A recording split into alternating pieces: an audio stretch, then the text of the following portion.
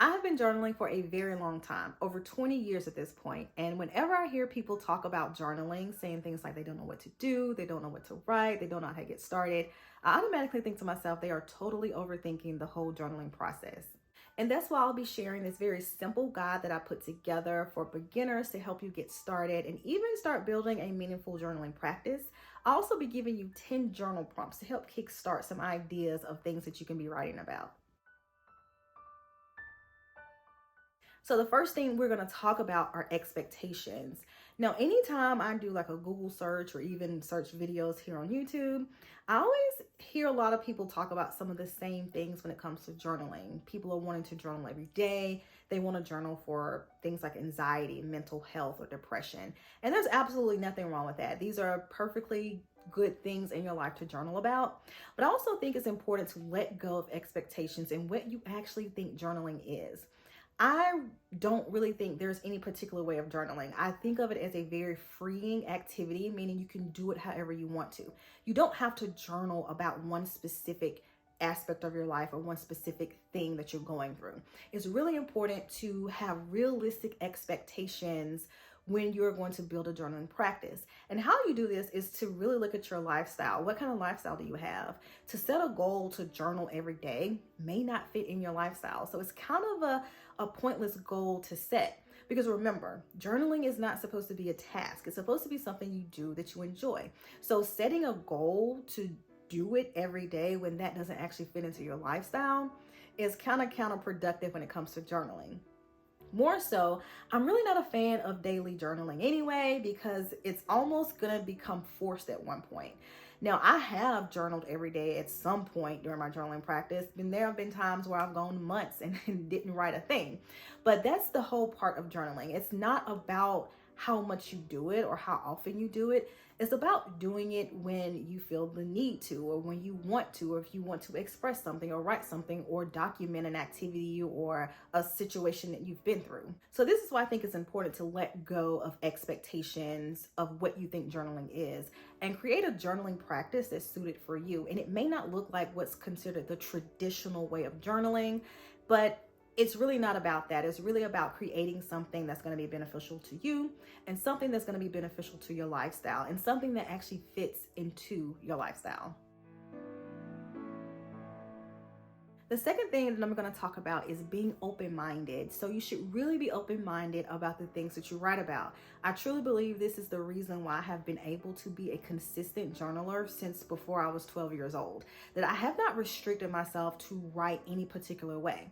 Now, if there's a specific way you enjoy writing and that's the way you want to write, then that's fine. But don't limit yourself to one particular way of writing. For instance, over the years in my journal, I've journaled and written about so many things.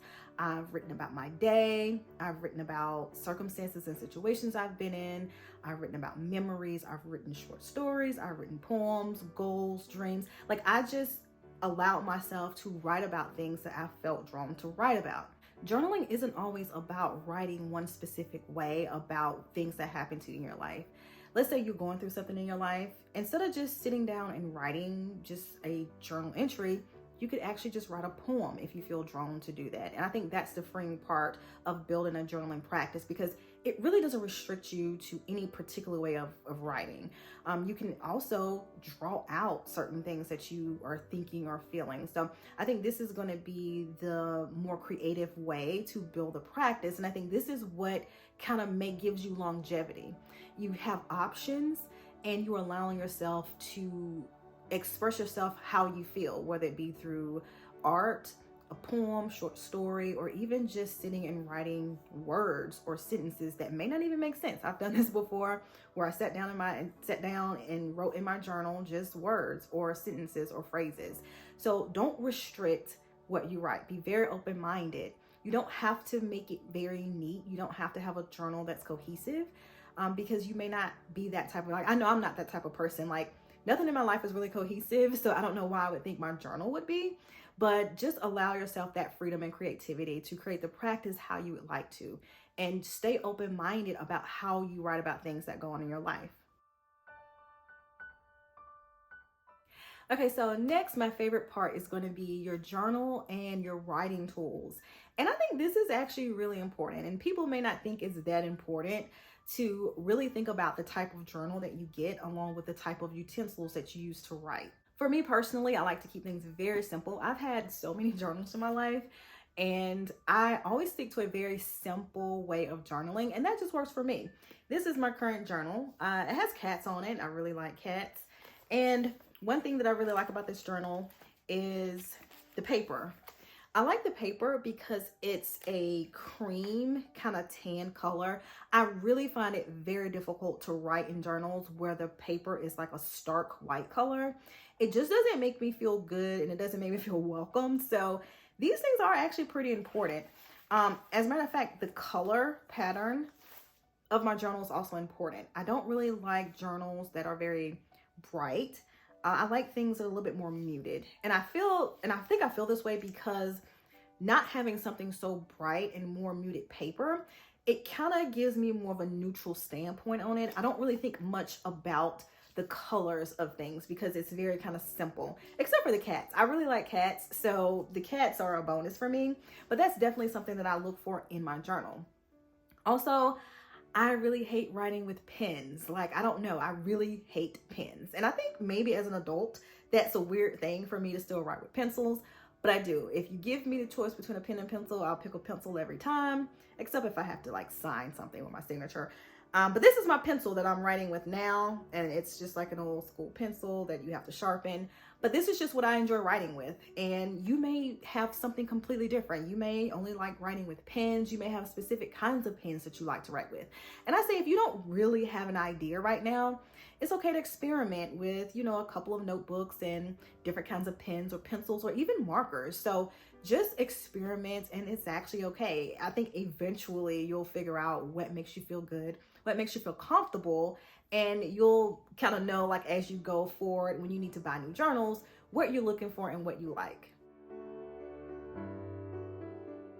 So the last and most important thing, in my opinion, is going to be the life-changing effects of journaling. So I have to be completely honest with you. No matter what people have told you on YouTube or in blog posts or whatever, journaling itself is not life-changing. And I hate to be the bearer of bad news or even a negative Nancy, but it's actually not. Journaling itself is not life-changing. Now, does that mean journaling can't have positive effects on your life? No, that's not true. Like, journaling can definitely have some positive effects on you. But I often hear people say, I've been journaling for a week and my life is different. I've changed so much. And I just can't believe it as someone who's been journaling for over 20 years. The life-changing effects of journaling actually happen over time, and they tend to happen pretty slowly.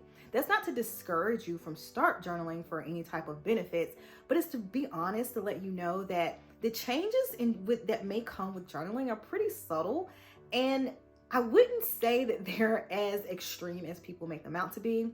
I could be totally wrong about this, but just as someone who's journaled as long as I have, I'm sorry, I can't believe it. I can't believe that 1 week of journaling completely changes people's lives, because like I said, journaling itself is not life-changing, and it really just depends on how you're journaling and what you're journaling about.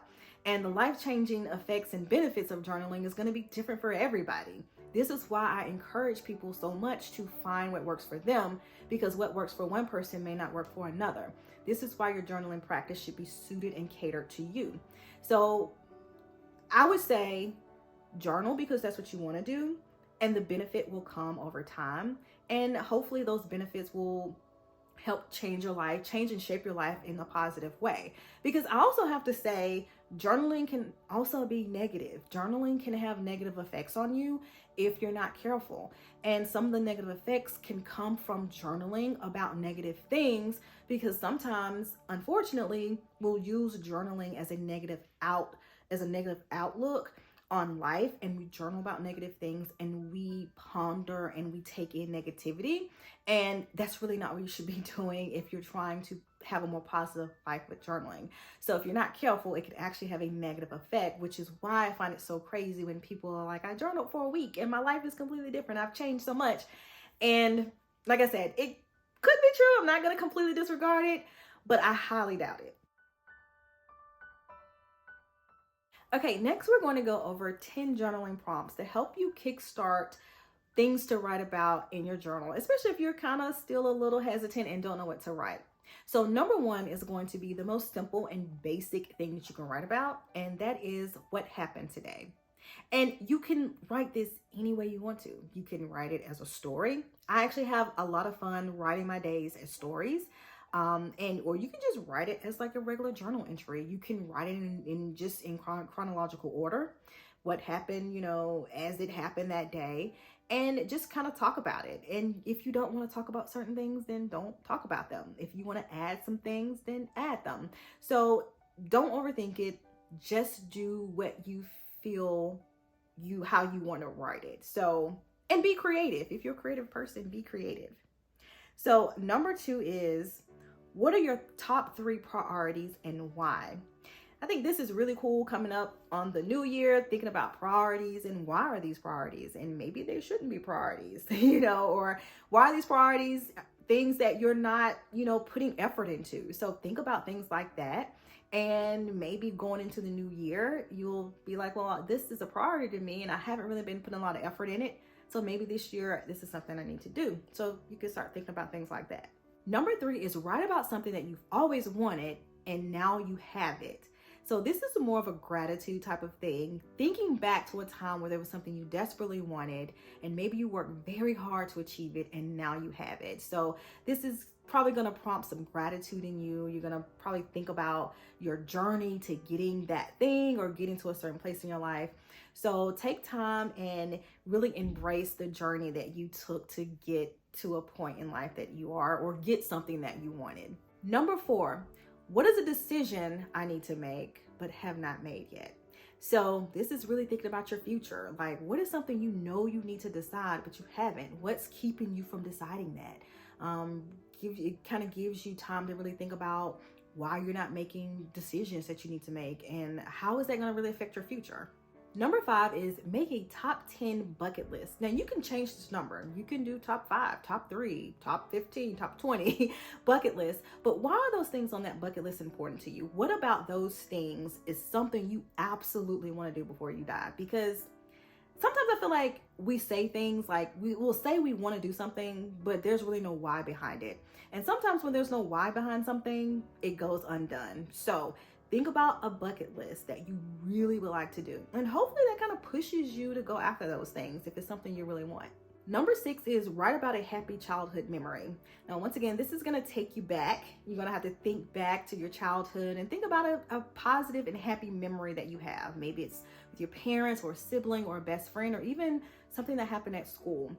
I really like prompting nostalgia sometimes because, I don't know, sometimes as we get older, we don't really think much about our past. So sometimes I do like to dig deep in my childhood and write about memories that I've had. Number 7 is write about something in your life that you want to change. And this also is to prompt thought for your future, because if there's something in your life that you want or even need to change, why haven't you done it? Are you afraid? Are you just being a procrastinator? Or what about this thing that you want to change or you need to change that you have not done yet? Number 8, write about what you think about your own health and wellness, things that need to be improved, things that need to change, or maybe you recently went on a health journey and you've achieved the goals that you wanted to achieve. Write about that, because I'm a health and wellness, I'm so about health and wellness, because that is really, in my opinion, what keeps us young, is taking really good care of ourselves. So I do often like to think about and even write about my own health and wellness and things I need to be doing to ensure that I'm staying youthful and I'm up and moving and having a very quality life. Number 9 is write about a happy relationship that you have with someone. And this can be a romantic relationship, a relationship with a parent, a sibling, a friend, or even yourself. However you want to do it, write about that happy relationship. Dig down and think about some memories. Why is this relationship so happy? What makes it so good? Why are you so happy about it? So write about that. And number 10, what kind of person do you think you are? And this is really digging deep about what you think about yourself, because what we think about ourselves is really important. And I would say with this, please be honest, because one of the things I think about journaling people don't do is they're not 100% honest. And that actually defeats the whole purpose of journaling. So be honest. If you don't necessarily like the person you are, write about it and figure out why you don't like who you are, because it may prompt some change, some positive change in your life for you to actually be a person that you like. Okay, so that is my very simple guide for beginners to journaling. I hope you enjoyed this video and found it helpful, and I'll see you in my next one.